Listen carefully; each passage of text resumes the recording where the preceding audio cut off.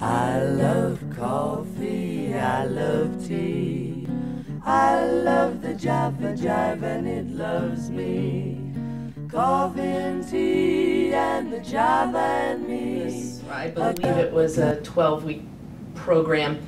At the end, we put a big sheet of plastic out on the classroom floor. We took off the lid and we dumped the entire thing. And we could not find practically a remnant of any of the material we had put in. So they were at work constantly.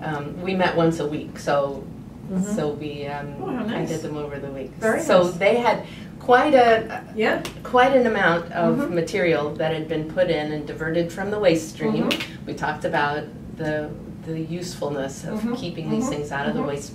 It's another form of recycling, really. It's a way to recycle your organic waste into something that you can then use pick it up, and throw it away. Yes, because it's really a resource if you look at it that way. And you have another little worm carrier here. Oh yes. Well, this is even something on a smaller scale.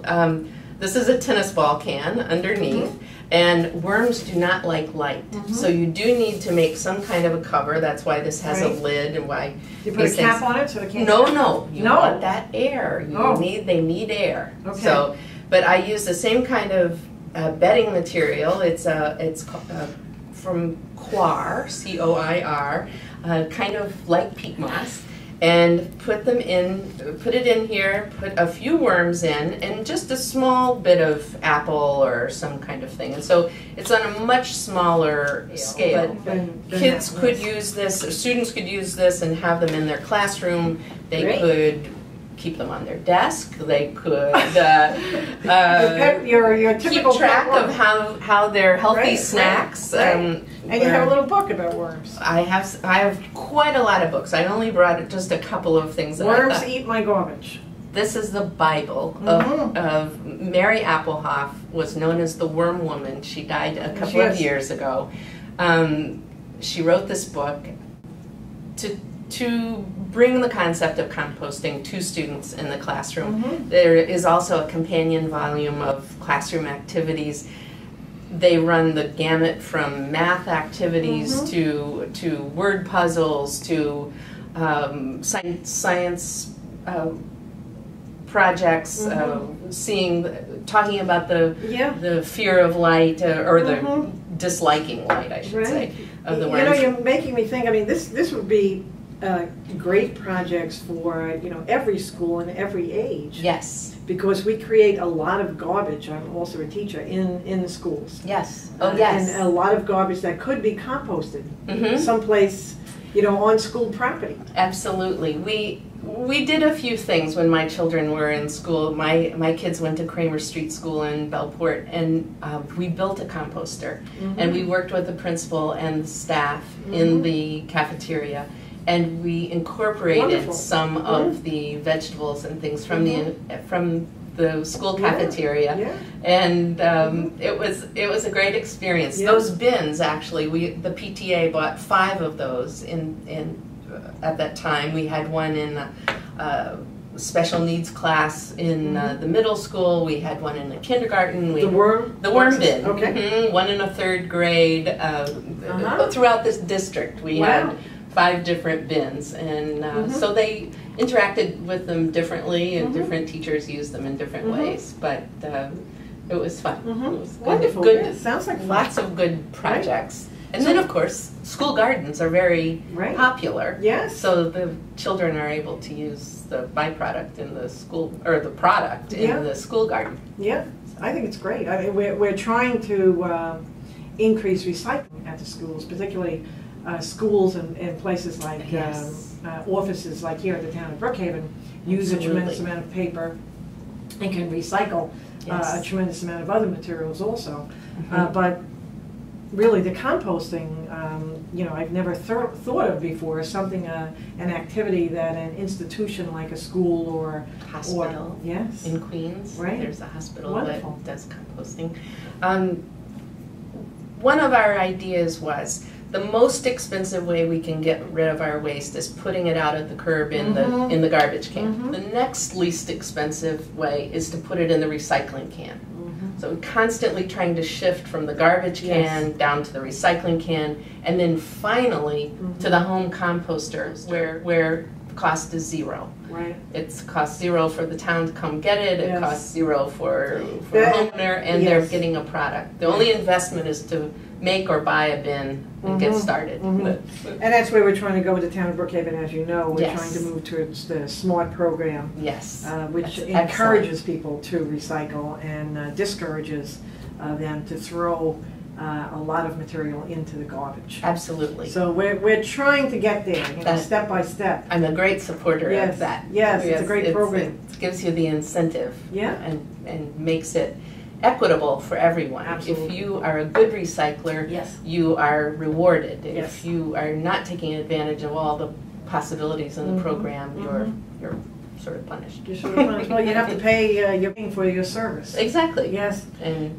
so where can people get, well, this one looks like it's obviously made. Yes, I think we're going to be able to put up a website on your program that will show you how to find some plans for making your own composters. Some of those materials, some of the plans are available from Cornell Cooperative Extension. They're very supportive, and at Cornell there is a Waste Management Institute whose website will be up.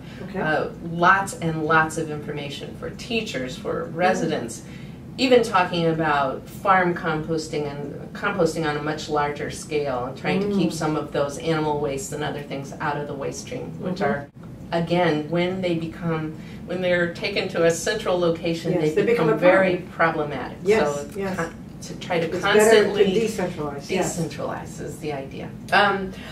I sound like a spokesperson for Smith & Hawken, but I happen to think that is really the best composter there is. They do still have it available. It's gone up in price. Plastic is a lot more expensive than it was a few years ago. There are other models that are available, mostly at all the home centers and hardware stores. You'll find lawn and garden places. You'll find some kind of a composter available. But the stakes with wire or pallets, there are a variety of ways to make a much more inexpensive bin at home that will still be very good.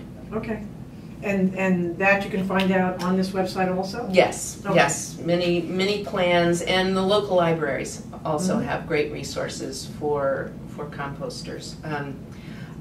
This book is available in lots of libraries.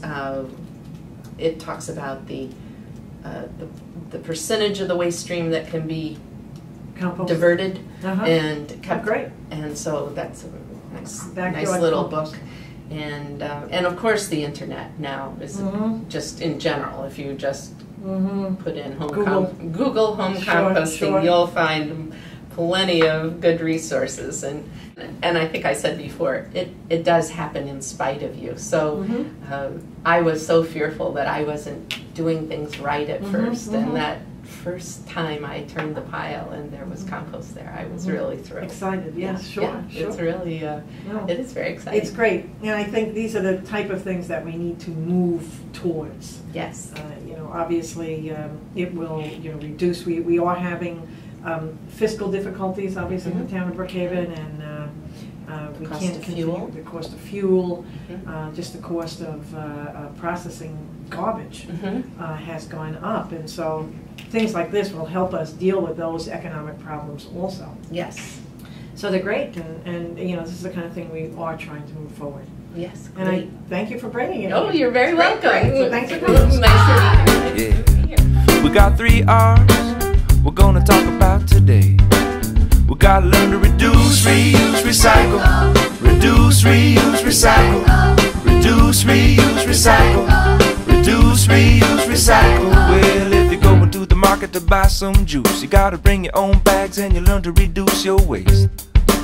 We gotta learn to reduce.